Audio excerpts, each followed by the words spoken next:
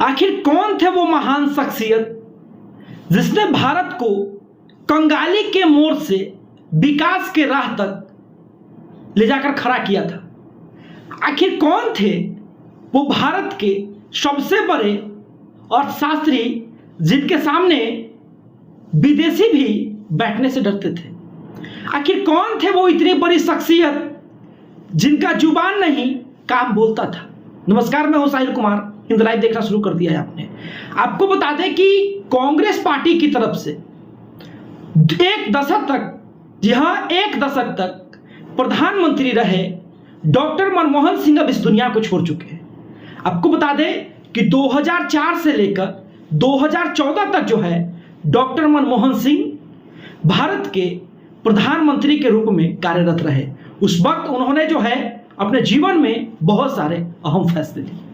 आपको बता दें कि जब नरसिम्हा राव की सरकार थी तब जो है उनकी सरकार में उन्हें वित्त मंत्री का पद दिया गया था और वित्त मंत्री के पद को उन्होंने बखूबी निभाया था। जी हां, डॉक्टर मनमोहन सिंह के बारे में कहा जाता है कि एक ऐसे शख्सियत जो बहुत ही कम बोलते थे, एक ऐसा व्यक्ति जो कभी बोलना शुरू करे किसी टॉपिक पे तो लगातार 2 दिन तक थके ही ना। जी हां, एक ऐसा व्यक्ति जो कि ज्ञान का अंबार था, एक ऐसा व्यक्ति जिसको आधुनिक तौर पे भारत का सबसे बड़ा अर्थशास्त्री कहा जाए तो गलत नहीं होगा। एक ऐसा व्यक्ति जिसके पास इकोनॉमिक्स का इतना नॉलेज था कि अगर वो बोलता तो एक किताब लिखी जा सकती थी किसी एक टॉपिक पे, परंतु वो व्यक्ति कभी बोलते नहीं थे। जी हां, वो बोलते उतना ही थे जितनी उनकी जरूरत थी। जी हां, एक बहुत ही कम बोलने वाले व्यक्ति जिनकी जुबान कम बोलती थी परंतु उनका काम बहुत अधिक बोलता था। आपको बता दें कि भारत को कंगाली से विकास के राह तक पहुंचाने वाले डॉक्टर मनमोहन सिंह आज हमारे बीच नहीं, परंतु उनके द्वारा किए गए कार्य आज हमारे बीच है। जी हां, एक वक्त था जिस वक्त भारत के पास केवल और केवल 3 दिन का पैसा बच गया था। भारत कंगाली के तौर पर था। जी हां, एक ऐसा मोड़, एक ऐसा समय, एक ऐसा विषम परिस्थिति जब भारत कभी भी दिवालिया घोषित हो सकता था। भारत के पास अपने देश को चलाने के लिए कुल 3 दिन के पैसे बचे हुए थे।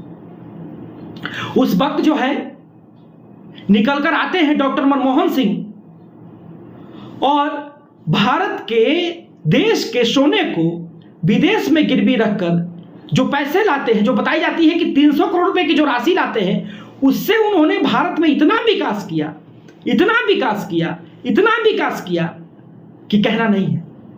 जी हां, इस वक्त भारत अब किसी के दबाव में नहीं है।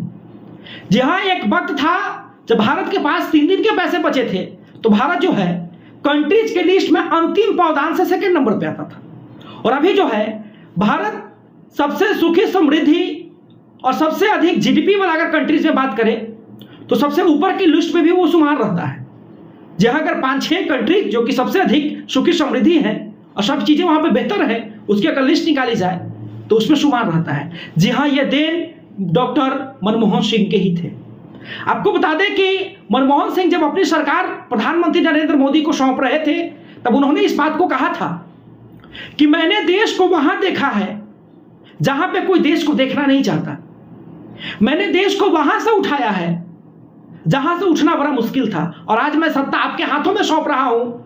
यह देश हमारे लिए एक राजनीतिक चीज नहीं है, यह देश हमारा शान है, यह देश हमारा अभिमान है और देश के लिए कुछ कर गुजरने की हिदायत आप रखिएगा। जी हां, उन्होंने इस बात को कहा था कि कभी भी अपने पर्सनल स्वार्थ और राजनीतिक स्वार्थ से हट के अपने देश के विषय में सोचिए।